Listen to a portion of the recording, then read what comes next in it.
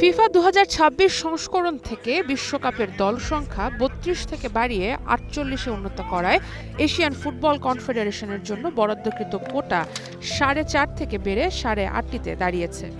এই সুযোগের অর্থ হল এশিয়ার মাঝারি সারির দলগুলোর জন্য এখন বিশ্বকাপের মঞ্চে যাওয়ার পথ আগের চেয়ে অনেক বেশি প্রশস্ত।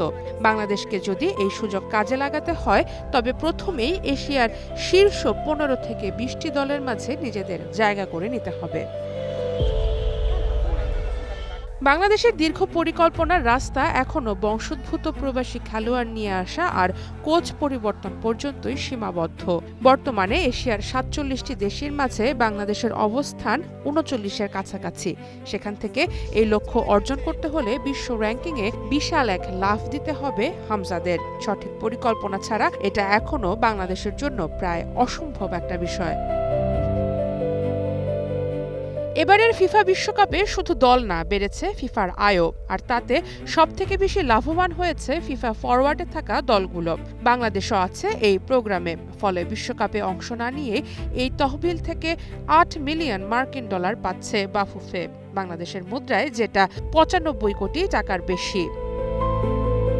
বাংলাদেশকে এই মোটা অঙ্কের অর্থ মূলত প্রদান করা হচ্ছে ফিফার বিশেষ ফ্ল্যাগশিপ প্রজেক্ট ফিফা ফরওয়ার্ডের অধীনে। ফিফার official financial guidelines and annual report অনুযায়ী ২০২৩ থেকে ২০২৬ সালের বিশ্বকাপ চক্রের মধ্যে প্রতিটি সদস্য দেশের জন্য মোট $৮ মিলিয়ন পর্যন্ত ডেভেলপমেন্ট ফান্ড বরাদ্দ রাখা হয়েছে।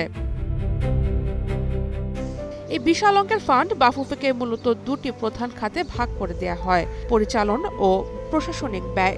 এই ফান্ডের মধ্য থেকে প্রতি বছর সর্বোচ্চ $১.২৫ মিলিয়ন প্রদান করা হয় ফুটবল বোর্ডের দৈনন্দিন প্রশাসনিক ও পরিচালনা ব্যয় নির্বাহের জন্য। দ্বিতীয়ত, দীর্ঘমেয়াদী ফুটবল প্রজেক্ট।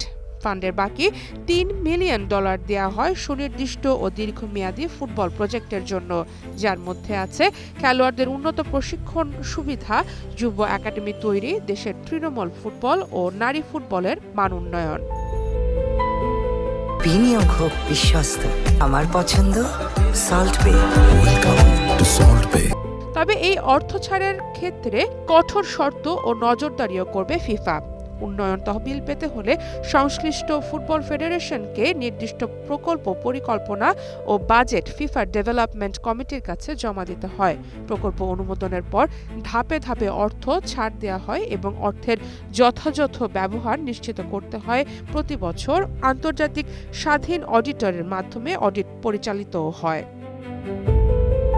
মাঠের অভাব, অনুশীলনের অনুপযুক্ত পরিবেশ এবং তৃণমূল পর্যায়ে খেলোয়াড় তৈরির ঘাটতি বাংলাদেশের ফুটবলকে পেছনে টেনে ধরেছে।